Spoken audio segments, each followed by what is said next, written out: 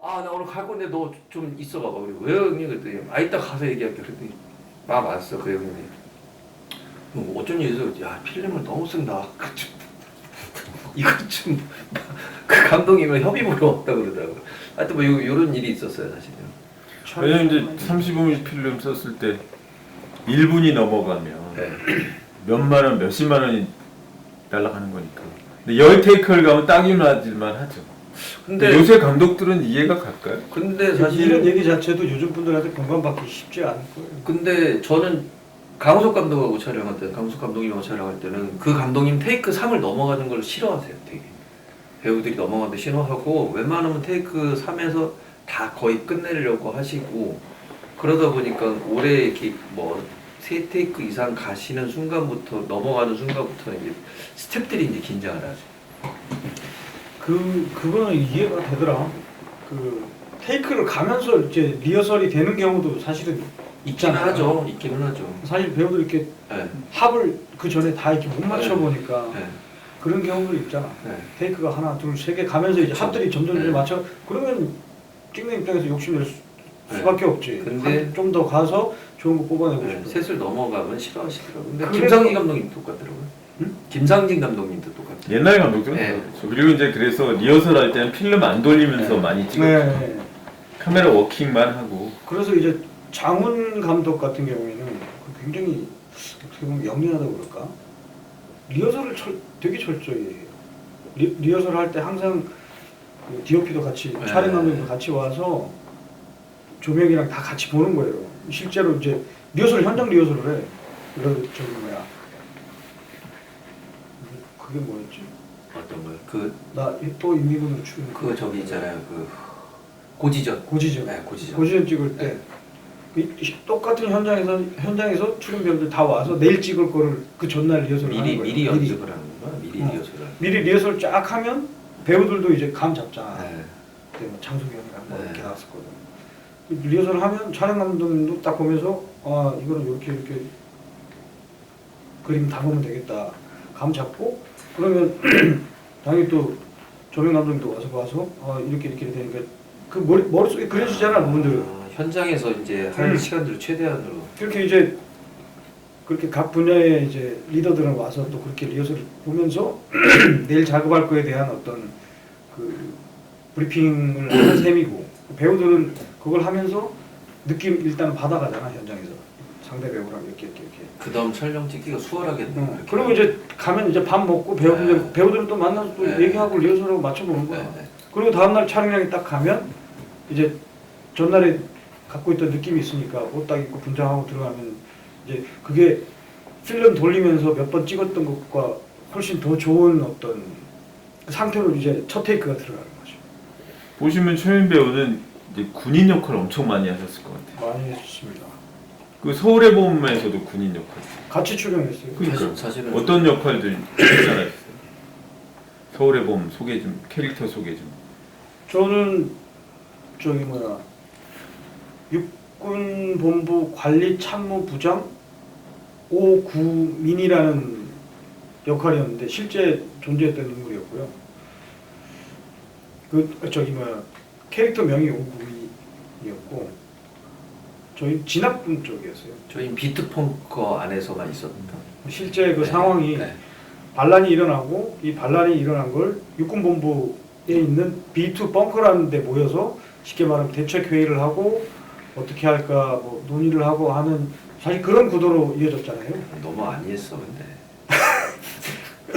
왜요? 무슨 그게 뜻이에요? 우리 역할이었잖아. 아니 그 안에 진짜 실제적으로 그러니까 영화에서는 그 이제 좋게 표현하면 선과 악의 그 두 명의 대결 구도로만 해서 스피드 있게 진행이 됐지만은 실제 그 안에서 벌어졌던 얘기들은 그 안에서 비트벙커에서 있었던 저희들이 했던 연기들은 되게 안이하게 저희들이 대처를 했었어요.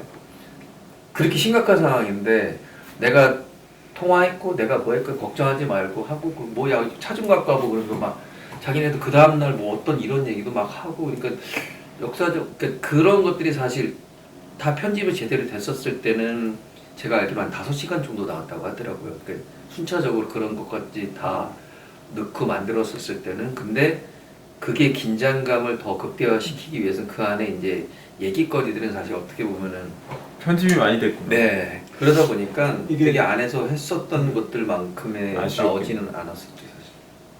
결과적으로 봤을 때 시간이 지나고 나서 결과적으로 봤을 때 반란을 일으켰던 쪽은 목적성을 가지고 굉장히 스피디하게 이렇게 진행이 됐고 이쪽에서 어떻게 보면 진압군 쪽에서는 좀 나태하고 너무 어떻게 보면 안이하게 안이하게 대처했죠, 정말. 루즈하게 네. 대처했다라고 볼 수 있어요.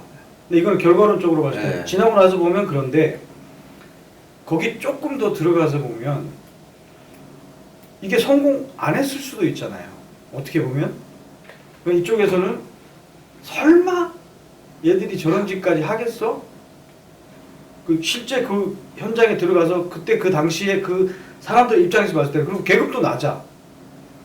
계급도 높고 우리가 사람도 많고 야 설마 우리까지 그리고 저 어린 놈이 기수도 높은 선배도 많았거든요 실제로. 그러니까 이 녀석 뭐 이 정도의 시각을 가지고 있었을 수도 있는 거죠. 그것을 저러다 말겠지. 뭐 약간 저 녀석 혼내줘야 되겠네. 뭐 그냥 이런 정도의 시각을 갖고 있었을 수도 있죠. 그거를 또 뭐 아니게 생각하는 것도 있어. 현명감이라든지 맞아요. 뭐 그때 그 정우성 선배라든지 뭐 이런 기타 등등의 다른 인물들은 심각하게 바라보고 또 훨씬 더 적극적으로 대응하려고 그랬고 역사적으로도 그랬고. 근데 이런 것들은 여기 비트포크 안에 다 아우러 놓은 거예요. 그 중에서 저희들은 좀 이제 나이브하게 대처하는 거기서 이제 차나 마시고 뭐 담배 피우고 뭐 쟤들이 뭐 어떻게 하겠어? 알겠어. 아이, 내가 얘기했으니까 됐어. 그 신경 꺼. 김장군 담배 한 네, 담배. 예. 이런 역할을 저희들은 맡았어요. 그게 이제 결국 일어났던 역사적인 사실을 연기할 때 다큐멘터리하고 픽션이 좀 다르잖아요. 그렇죠. 그 과거의 그런 것들을 그 제한된 시간 안에 상영 시간 안에 표현하는 것들이 압축적으로 이제 연기를 해야 되니까 더 힘들다고 생각하거든요. 왜냐면 그걸 다큐멘터리처럼 길게 막 5시간씩 보여줄 수는 없잖아요. 네. 그리고 이제 제가 봤을 때는 그 연출자분이 고민을 많이 하셨을 것 같은데 저기 리얼함이 중요한 거냐 아니면 극적 어떤 시간을 압축해서 압축적으로 전달하는 게 중요한 거에 고민이 많았을 거예요. 왜냐면 실제 그 일을 했던 사람이 살아있는 사람도 많고 맞아요. 네. 현대사라는 것 자체가 말들이 많잖아요. 네, 특히 네. 이제 뭐 관객들조차도 좌파 우파 영화로 이렇게 딱 네이밍이 되면 아예 어떤 사람은 안 봐버리고 어떤 사람은 보고 이런 뭐 일들이 많잖아요. 뭐 네. 건국전쟁은 뭐 국힘 지지자들은 몰빵해서 보고 네. 뒤에 있는 제가 제작한 거지만 1980은 또 좌파 영화라고 또 안 보고 그리고 뭐 이재명 씨는 이제 총선거를 앞두고 있었기 때문에 그 중도파 때문에 저 영화를 볼 수는 없는 상황도 벌어지고 요새 뭐 좌파 영화니 우파 영화니 서로 뭐 편 나눠서 또 영화들을 뭐 특히 출연하셨던 서울의 봄이나 파묘는 좌파 영화라고 건국 전쟁 그 감독이 떠들어갖고 오히려 흥행을 도와준 측면도 있는데 참 개탄스러운 부분도 있는데 어떻게 생각하세요? 저는 개인적으로 생각했을 때 좌파 영화, 우파 영화 이전에 그냥 영화일 뿐인데 굳이 거기다가 색칠을 계속 칠하시는 것 같아요. 굳이 그럴 필요가 없는 거고 시대적인 배경이나 소재가 뭐 어쩔 수 없이 그 선택을 할 수밖에 입장에서는 소재를 선택해서 만드는 건데 거기다가 특별하게 의미 부여를 하는 것들이 좀 없지 않아 있다는 좀 생각이 들고요. 그 만드시는 감독님이나 제작사가 어떤 그런 의도를 갖고 만들었다면은 그렇게 볼 수 있는 면들이 더 많아질 수도 있겠지만은 그냥 영화나 하나의 예술 장르로서 그냥 봐주시는 게 오히려 저는 조금 더 낫지 않을까 싶다는 좀 생각이 좀 들고요. 저는 사실 그렇게 보고 있거든요. 뭐가 됐든지 간에 아니 뭐 예를 들어서 뭐 빨갛고 파란 거 중요한 게 아니라 어떤 기준점으로 봤었을 때는 그러니까 자기네들이 생각하는 어떤 기준에 어긋나면은 이제 딱 X표를 해버리니까 그런 게 아니라 그냥 하나의 그냥 뭐 배우나 아니면 하나의 작품으로서 봐주시는 게 저는 옳지 않나라는 생각이 좀 저는 드는 것 같아요. 굳이 나눌 필요는.